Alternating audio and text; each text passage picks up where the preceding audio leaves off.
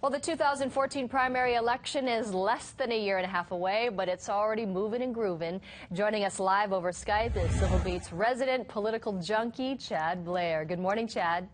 Moving and grooving, Mahia. That's right, with all the movers and shakers. Well, it was called a brunch for the governor in Kaka'ako on Sunday, but it was really a soft lunch for Neil Abercrombie's 2014 re-election. You were there yesterday. What did the governor have to say? Well, he said his administration made some very hard choices, and basically the state of Hawaii is no longer in fiscal chaos. Because of that, the improved financial situation, he wants to get back to focusing on his New Day plan, you know, the one about renewable energy and food sustainability, building a third city in Kaka'ako. And things are looking brighter for the governor, but isn't it kind of early to be running for a re-election right now? There's still a long way away. Oh, I'm sure our viewers think that right now. I did talk to the governor's campaign manager, Bill Koneko, and he said, no, it's not too early. We're trying to get the grassroots folks together now. What was unspoken, but what everybody was thinking about was who's going to run against the governor in the primary next year, namely Colleen Hanabusa. So one gets the feeling the administration wants to let people know I'm in charge and I want my job to stay for another 4 years. 5, actually. Yeah, still waiting for some sort of announcement. Well, speaking of politics, you know, the late Senator Danny Noy's legacy continues to play out as his Leadership Political Action Committee is helping other candidates. So what candidates is the Political Action Committee helping out? It's called DanPAC, D-A-N-P-A-C, DanPAC, and $10,000 each has gone to Mazie Hirono and to Colleen Hanabusa. Now, even though the senator has passed away, there are still officers in charge of that PAC. They can give the money to candidates, they can give it to other PACs.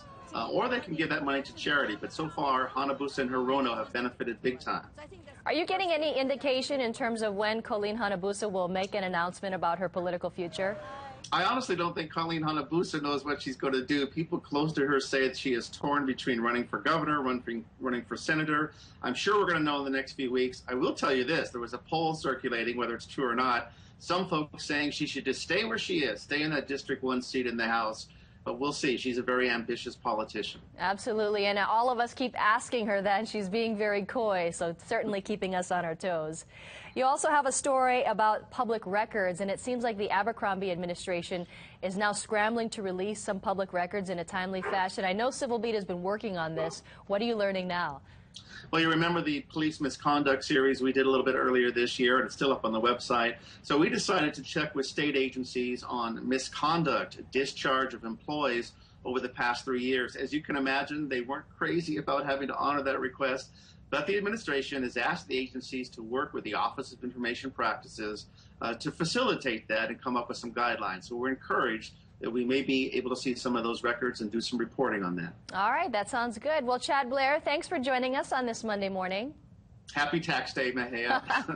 I'm not sure it's so happy for many out there, but we'll try to make it as happy as possible. Chad, thanks. Bye-bye. Well, you can find the complete stories that we just discussed on civilbeat.com. It is 6:40.